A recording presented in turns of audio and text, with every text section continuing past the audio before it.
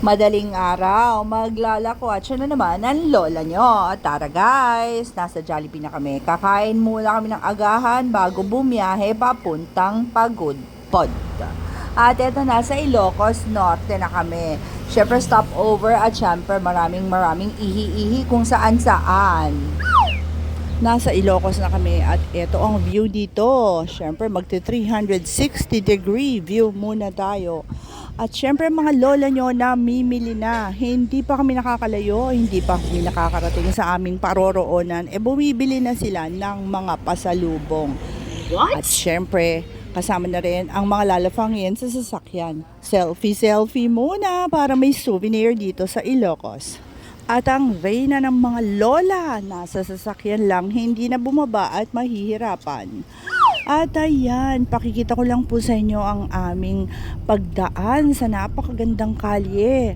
Talagang ang ganda na po ng kalye dito. Walang kalubak-lubak. At kita naman, heto, ang ganda ng sunrise. Ngayon ko lang po ulit nakita ang sunrise makalipas ang ilang buwan. Dahil ngayon lang po ako ulit nagising ng maaga. Kadalasan hapon na. Ay apo, nagpintas launay.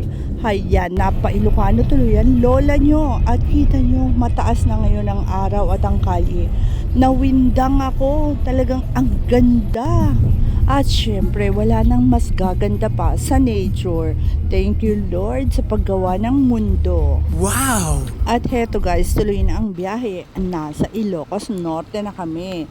At eto na ang arko. Ano pa syempre ang dapat gawin kung hindi bumaba? At mag-selfie. Ayaw na ng lola nyo at mainit daw. Syempre kaming dalawa na lang ng ate ko ang nagpicture dito para may souvenir naman tayo. Ano mga na-miss namin, mga tabako. Bigla akong na-miss ang lolo ko. What? At ayan guys, natatanaw na ang dagat. Grabe. Natatanaw ko na ata ang China. At heto guys, itinutulak ko na si Mother Dear. Papasok na kami ng church ng Paway. At ayan, bibilisan ko na at nang makapasok na kami at napakainit. At heto, nasa loob na kami. Ang ganda po ng loob niya. Parang naaalala ko pa nung bata pa ako. At syempre heto, kasama ko si Mother Dear. Picture din kami para meron kaming souvenir. First time kasi naming makarating dito. At syempre ipinagtirik ng mama ko at ng ate ko ang aking mga yumaong kapatid at ang aking tatay. At syempre, ang Mother Dear ko, gusto raw tumingin-tingin ng mga paninda dito para meron daw siyang souvenir. At syempre, nagpa-picture ang mga dating siga sa Binondo. At ang picture naming to, ang lakas ng dating, napaka-historic. At syempre, nagpa-picture kami ng Mother Dear ko.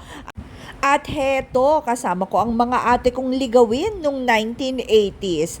At syempre, ang reyna. Ito naman po ang 360 degrees dito po sa Paway Church. Para makita naman po ninyo ang paligid. Alam niyo, napakainit po talaga dito. Kita niyo, walang kaulap-ulap.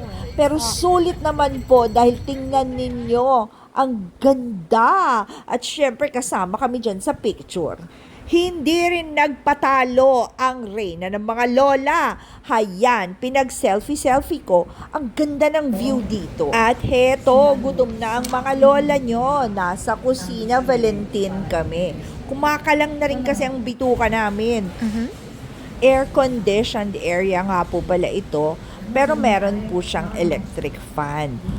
At ayan guys, ang lola nyo, tingnan nyo naman na sunburn kami sa init dito. At talagang gutom na ang mga mukha ng mag-anak ko. Manganta yun. At talaga naman, mabisbisin kami. Ayan yung mga pagkain namin at ready na kami.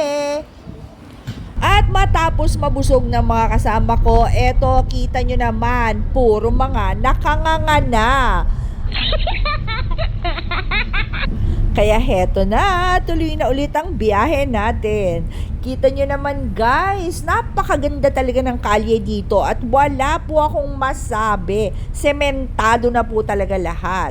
At kita nyo, natatanaw na ang windmill. Excited na ba kayo? Dahil ako, excited na po ako. Heto na ang arko ng pagudpod. Ayan guys, nasa pagudpod na tayo. At kita nyo ang ganda ng tanawin dito. Talaga naman, ano pang dapat gawin kung hindi magpa-picture? Kaming dalawa lang po talagang mahilig magpa-picture.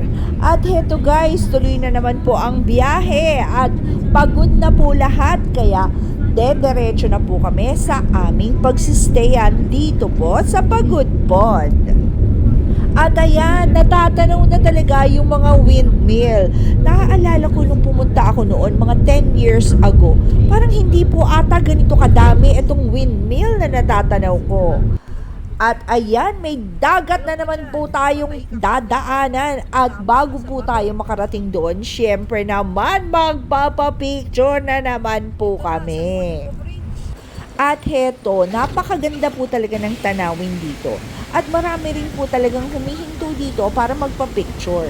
May nagtitinda rin po dito ng mga kung ano-anong pagkain at mga scramble. At ang lola niya eto, aura-aura at ready nang magpa-picture.